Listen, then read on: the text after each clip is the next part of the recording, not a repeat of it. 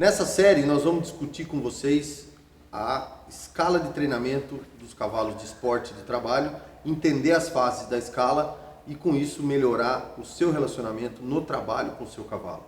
Comigo a professora Cláudia Lechonsky, amazona, professora da Universidade do Cavalo e colaboradora dessa série toda, que vai conversar comigo sobre as fases e sobre a importância e os requisitos básicos para que o seu cavalo tenha um bom desempenho, uma boa performance. Cláudia, vamos falar um pouquinho sobre escala de treinamento? Vamos. Bom dia, Luísio. Bom dia, pessoal. É um prazer muito grande estar aqui para a gente tentar desvendar um pouco, desmistificar essa escala. E o que é bem bacana, eu acho, é a gente entender que ela se aplica a todo cavalo, a toda a equitação. Não é exclusiva de adestramento, não é exclusiva de raças de hipismo. Qualquer cavalo, qualquer cavaleiro pode se beneficiar dos princípios da escala de treinamento. Muito bom. Antes da gente pensar especificamente nas fases da escala, eu acho importante a gente colocar alguns requisitos básicos que, na verdade, independentemente da escala, qualquer cavalo precisa ter na vida, né? E nós, então, pensando aqui no roteiro, dividimos em 4 partes, né? O meio ambiente que o cavalo vive, o manejo em geral, não é isso? A nutrição em geral, a saúde do cavalo como um todo e o próprio comportamento natural da espécie. A gente sabe que a menor porção do nosso tempo é o montado e que as outras horas todas esse cavalo está numa atividade de manejo, está numa atividade com alguém em algum lugar fazendo alguma coisa. E eu gostaria de colocar a importância disso nessa história toda, né? Como você pensa sobre essa vida desse cavalo, na questão do ambiente em que ele vive, na questão das pessoas e do manejo como Legal. Como a Luísio falou, assim, a gente às vezes pensa no cavalo enquanto a gente está montado nele. Mas ele é um ser vivo, uma criatura que tal como nós, respira, vive, tem coisas acontecendo na existência dele 24 horas por dia, 7 dias por semana. Então, todos esses fatores que não são o trabalho montado são como se fossem os pré-requisitos para que o nosso trabalho montado com ele fosse o mais proveitoso possível.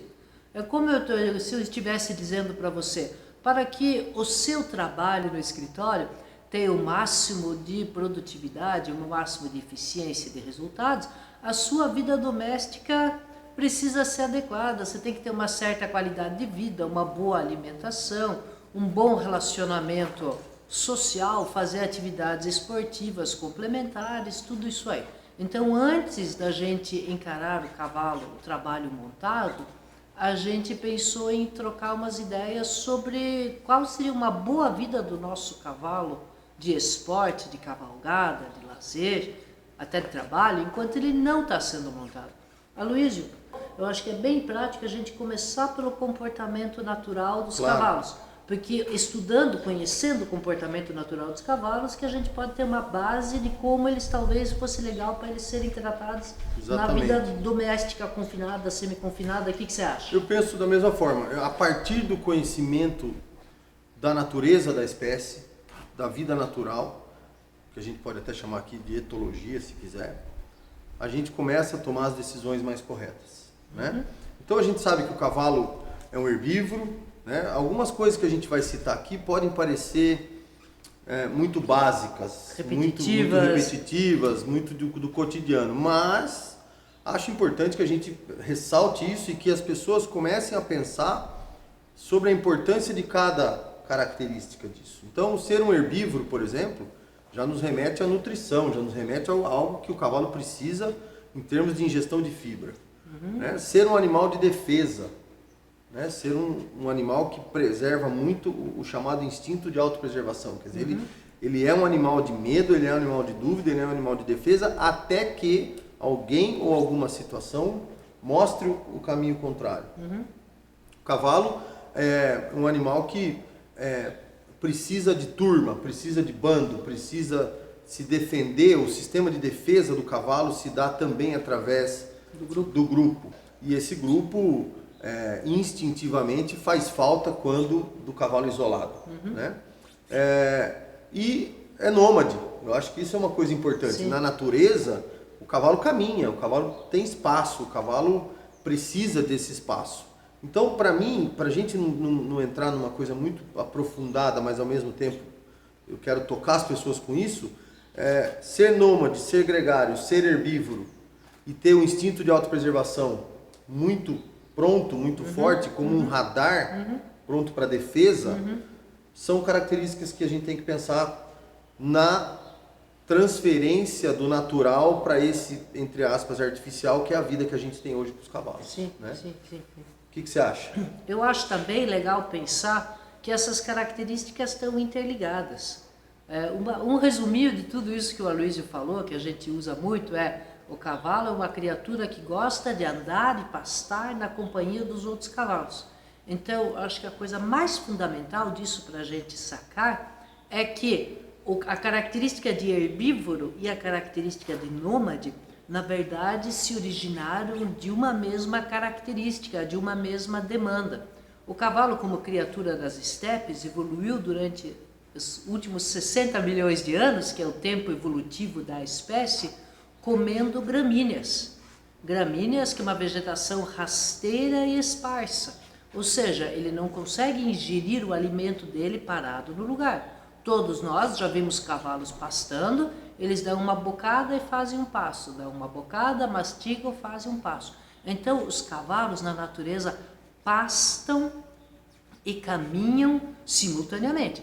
E como a Aloysio acabou de falar, a natureza deles é fazer isso em grupo, eles buscam a segurança da manada. Para o nosso estudo dos cavalos, a gente tem que, então, pode começar a entender que a natureza deles, o instinto de sobrevivência deles, faz com que eles tenham uma ingestão, procurem, desejem ter uma ingestão contínua de volumoso. A gente sabe que, dependendo da natureza do pasto, eles ingerem volumoso de 15 a 20 horas por dia, e também que eles, portanto, que eles estão a passo 15 a 20 horas por dia.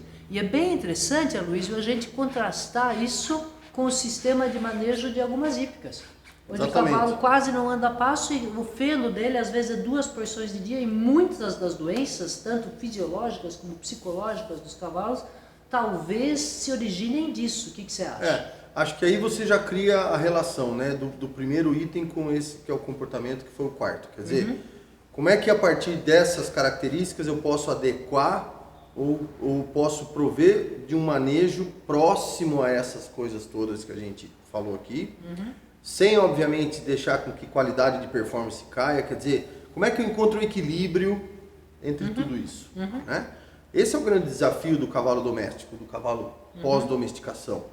Para mim, o grande desafio é você conseguir um equilíbrio que possa dar para o cavalo uma saúde mental e uma saúde física e, portanto, uma saúde emocional de qualidade através do que você decide para a vida dele. Porque talvez um dos impactos grandes seja isso, o poder de decisão.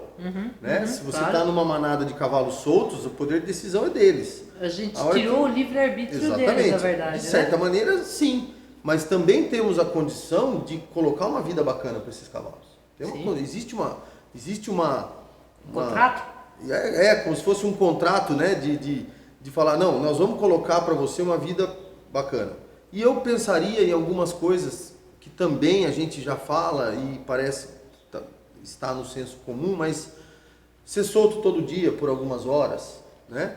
Ter uma alta ingestão de volumoso, como você falou, né? Ter uma alta ingestão e contínua de volumoso, quer dizer, tentar replicar o máximo que a gente conseguir sem que haja um desequilíbrio de performance ou de resultado qualquer que seja, essa vida natural na vida que ele leva hoje nas hípicas, né? Há um contraste grande nas hípicas, no centro de treinamento, porque muitas vezes há uma falta de conhecimento sobre essas coisas todas que a gente vem discutindo aqui. Então, achar que o cavalo deve ficar preso todo dia, porque daí ele rende melhor na pista, porque ele está acumulando energia, pode até ser fisiologicamente algo que esteja acontecendo, o acúmulo da energia. Mas acaba por aí, porque esse acúmulo de energia há um preço a se pagar por ele. Né? Inclusive lesão, inclusive comportamentos onde você tem que gastar muito dessa energia para que daí ele se concentre. E aí você começa a ter problemas subsequentes a isso, né? Problemas respiratórios, problemas musculoesqueléticos, os problemas comportamentais de estresse, né? Os vícios adquiridos e assim vai, né?